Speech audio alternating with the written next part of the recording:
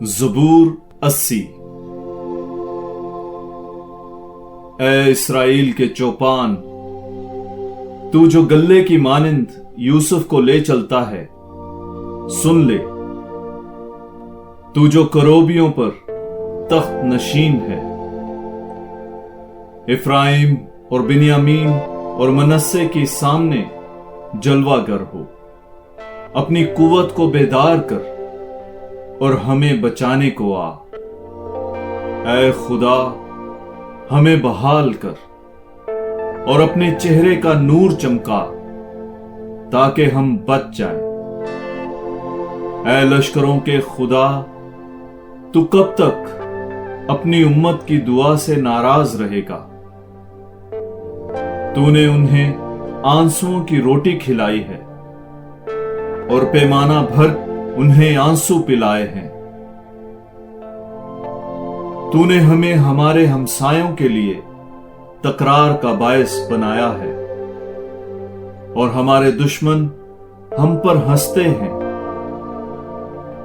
اے لشکروں کے خدا، ہمیں بحال کر اور اپنے چہرے کا نور چمکا تاکہ ہم بچ جائیں۔ تو مصر سے ایک تاک لایا، تو نے غیر قوموں کو اکھاڑ کر اسے لگایا۔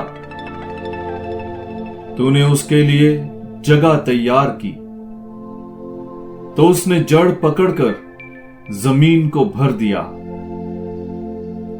اس کے سائے سے پہاڑ اور اس کی شاخوں سے خدا کے دیودار ڈھانپے گئے۔ اس نے اپنی ڈالیوں کو سمندر تک اور اپنی ٹہنیوں کو دریا تک پھیلا دیا۔ تو نے کیوں اس کی باڑوں کو توڑ ڈالا تاکہ سب راہ رو اس کے انگور توڑیں؟ جنگل کے خنزیر اسے برباد کریں اور وحشی چرندے اسے کھا جائیں۔ اے لشکروں کے خدا، لوٹ آ، آسمان پر سے نگاہ کر کے دیکھ اور اس تاک کی خبر لے، اور جسے تیرے دہنے ہاتھ نے لگایا ہے اور جس ٹہنی کو تو نے اپنے لیے مضبوط کیا، تو اس کی حفاظت کر۔ جنہوں نے اسے آگ سے جلایا اور کاٹ ڈالا، وہ تیرے چہرے کی جھنجھلاہٹ سے ہلاک ہوں۔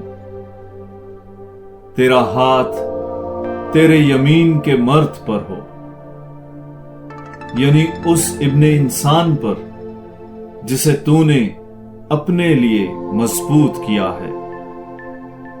پھر ہم تجھ سے برگشتہ نہ ہوں گے۔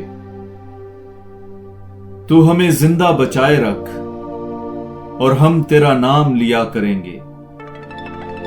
اے خداوند لشکروں کے خدا، ہمیں بحال کر اور اپنے چہرے کا نور چمکا تاکہ ہم بچ جائیں۔